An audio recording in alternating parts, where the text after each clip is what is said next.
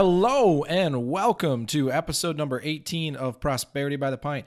I'm your host, Brice Carter. I am a certified financial planner, chartered financial consultant, certified investment management analyst, and self-proclaimed millennial money expert. This is the podcast where we talk about money, investing, business, and life success, all while having a cold beer. This week's episode, so I have a quick story for you all. I'm going to crack this can. This week's episode, I'm going to be drinking a beer out of Texas. I'm actually going to be drinking quite a few Texas beers over the next few weeks because one of my biggest fans is in Texas, and I happened to meet him a couple weeks ago. Travis Brewer, how are we doing? And he gave me a couple of Texas IPAs, 4 to be exact, to try over the next couple of weeks as I record. So if I can avoid temptation and save those beers in the fridge until the episodes are running, then that's what I'm going to do. I'm going to drink them on the episode. So, cheers. Today's beer is Rahr Sons Brewing Company Dadgum IPA, 6.6% alcohol. It is out of Fort Worth, Texas, charged with Citra and lemon hop. I'll see how it is. It's nice and clear.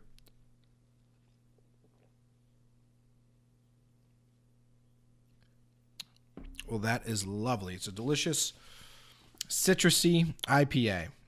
So today I wanted to talk about financial literacy, the dogma around talking finances, and how we shouldn't be. We should be talking money more often. So traditionally, there's 3 things that you're not supposed to talk about during, with polite company, I should say: politics, religion, and money and finances. Right? Well, I think that that's asinine. We should talk politics more often. We should talk religion more often, and we should talk money more often. And the reason being is avoidance of the subject does not make it go away. It makes us uneducated, ignorant, and then sometimes, quite frankly, just aggressive about the topic. If you think about it. So let's look at these for a second. Politics has never been, at least I shouldn't say never been, but I think we can all agree that politics are pretty hostile right now. The environment around it. You look at social media, and people will say mean, terrible things to you on social media because of your political views that they would never say while sitting across the dinner table with you, right? So I think we should talk about politics more. We should get more open ideas out there. We should exchange those ideas and get in the practice of talking about it without getting all pissed off at each other, right? Then religion. I think if you're a person of faith, you should be willing to share that faith without people getting uncomfortable. And if we talked about it and made it more of a norm, we would probably, be sharing our faith more often. And money. We are dumb when it comes to money. I work with a lot of people, and I will tell you, even sometimes really successful people are dumb when it comes to money. And that's because we don't talk about finances. We don't teach finance in school, personal finance. I work with doctors that I know they should have had at least one personal finance class, and maybe, I'm not saying detract from their medical knowledge, but good God, they're going to make a lot of money. Teach them how to use it, right?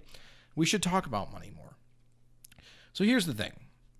44% of Americans would rather talk about death, religion, or politics than talk about personal finance with a loved one and talk about a problem there. And in some cases, that's avoidance of talking about personal finance with your spouse or your significant other. And that can often be a crutch of a relationship that leads to divorce, right? Personal finances are one of the leading reasons and causes for divorce in the country. So 44% of Americans would rather talk about their deathbed than personal finance, which is just nuts to me. And, we've actually seen financial literacy and the education around finances go down. So FINRA, which is the Financial Industry National Regulatory Authority, does a survey every 3 years on financial literacy. Beer break here real quick. It's good. It's nice dry IPA there. FINRA does a survey on financial literacy every 3 years. So I don't have the 2018 results yet. I wish I did.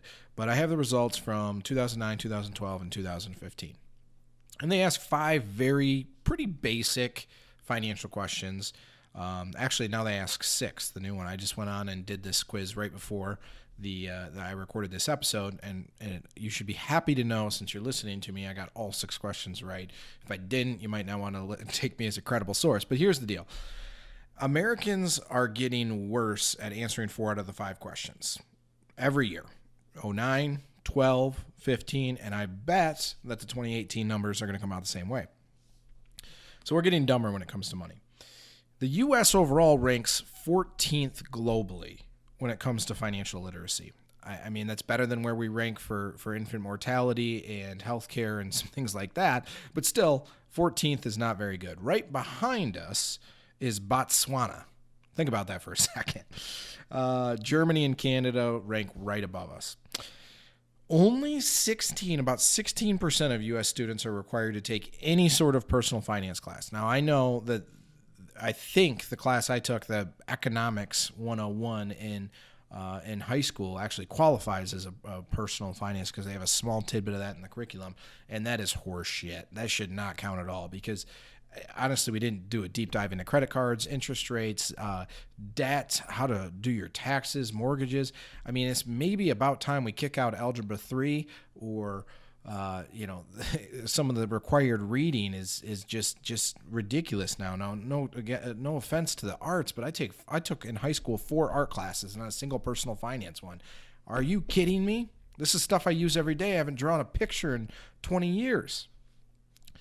And 76% of millennials, so I hate to say this, but my generation is the least educated on personal finance, and I think that's just because people learn through experience, and so some of the older generations have more experience when it comes to the mistakes they made on finances or things that they did correctly. I think that we will be more financially educated because so many resources out there, right? You can Google a basic financial question instead of having to read through an IRS text to find the rules on certain things. Like, 20 years ago, I imagine it was a little bit more of a challenge to find out what an IRA or Roth IRA contribution limit is. And now if I said, hey, Google, hopefully Google doesn't, they're all listening at all times, doesn't light up here while I'm recording, but it's pretty easy for us to get some of that information. So I think that we will be more educated because as we come across problems, we tend to Google them, research them, ask Siri, she doesn't know, but we tend to be a little bit more problem solving on that and use technology. But right now, we're one of the least educated generations. And I think a big component of this is how little we talk about money. We just don't talk about it. The biggest problem with this is that poor financial literacy leads to poor financial decisions. So think about it. If you don't understand the inner workings of a credit card and you think you can just pay it off over time, then all of a sudden you're not realizing that you're paying 15 to 20 to 30% more for a product or service than you would have if you just paid cash because you put it on the credit card and paid it down later, and they have astronomical interest rates. So what ends up happening is you end up making very poor financial decisions. This leads to anxiety, fear, stress, being just the feeling of being overwhelmed about money because you don't know what you're talking about and you don't know what you're doing with it. That was a quick beer break there. So here's the thing. You listening to this podcast alone is a step towards gaining some more financial literacy, but you have to take initiative on yourself. Nobody's going to make you go buy a personal finance book. Nobody's going to make you read the podcast. Nobody's going to make you sit down and do your budget every month, right? So you need to do that. You need to take ownership and responsibility for your own personal finances. You just need to realize that by doing so, you're going to be better off financially. It's worth the investment and it's worth the time to learn about personal finance. Secondly, I got to say you have got to start young. So if you're older and you're listening to this and you have teenage or young adult children, start talking to them about finances now. The mistakes that you made, don't be embarrassed. It is what it is, right? It doesn't change the fact that you made mistakes in the past or done things correctly by talking about it or not talking about it. Just talk about it so your kids don't make the same damn mistake. If you have younger children, start teaching them good money habits now. Now, I know a lot of parents don't believe in an allowance because they live in the house for free, right? The kids do. So why should you give them money? You give them money for doing chores so they learn the value of money. Otherwise, you're the one buying their shit all the time. Make them use their own money for some of this stuff, right? So I saw a story on Twitter the other day. It was from another, FinTwit kind of guy, and he shared a story that his 10-year-old came into his room and put down a random assortment of crumbled up bills and change and stuff. And he said, "Dad, I've been saving for a long time. Here's $239. I want to buy a new baseball bat." And I'm thinking to myself, and the guy was this is what he was saying. He's like, I'm thinking to myself, oh my God, I've done a good job. I'm a good dad. And we make mistakes, right? But that was a pretty proud moment. I have a client that her daughter saved up, mowed lawns, did odd jobs, sold candy bars, and paid for half of her horse. She now rides that horse and has won up to, I think it's $15,000 in scholarship money. So she's doing like the 4-H kind of stuff. By giving your kids an opportunity to take ownership of their finances, by educating them and talking about it, then it empowers them to not make those same mistakes, right? The other thing is, kids start to ask questions, and I think that we answer them a little bit sideways because maybe, I don't know, we're concerned about them telling little Billy, and little Billy tells his parents, right? But if a kid asks if you're rich or you're not, why not put the question back on them and say, well, what does it mean to be rich? Then it talks about the value of money or the values of the person as opposed to just the finances of it, right? And it will also help understand for your child when you say, no, we can't afford that. It's not maybe necessarily that you can't afford it, but maybe that purchase doesn't align with a need or your values, right? So start talking finance with your kids as soon as possible.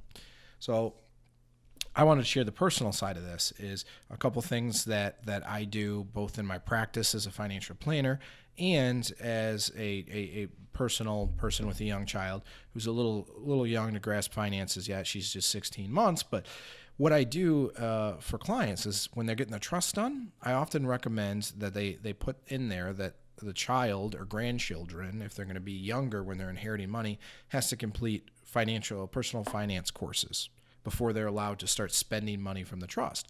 So what that does is, it starts to raise that level of financial education. And by the way, if you're going to put that in your trust as a recommendation, you should probably do it yourself, right? Think about it, unless you're, really, really well educated on personal finance. The second thing, so what I did is if I die and my wife die, there's a bunch of life insurance on us. We're worth more dead than alive, which is the way it should be, especially if you have young children. Then my daughter would eventually inherit this trust fund. Well, what I wanted to do was make sure that she was empowered to learn about this and take an interest in it. So at a certain age 16, she's able to start picking some of the investments in the trust fund and start sitting in on meetings with the financial planner. At 18, she's allowed to start picking some more of the investments. And I have certain levels of restrictions on how much she can spend at certain ages, but a lot of that is derived from what she's doing in her personal financial life, right? So I don't want to see her living solely off the trust and not being a productive member of society, right? Unless there's a medical need. So the point of all of this is to say, overall, us Americans are pretty financially ignorant. I think one of the main drivers of that is we don't talk about money. We should, but we don't talk about money. And if you're a parent, you have a responsibility to start empowering your children at a younger age to start learning about money so they can avoid the mistakes that all of us inevitably make early on in our earning career, right? So just talk about money more. Don't make it a taboo. Let's make it normal practice to talk about money at the dinner table.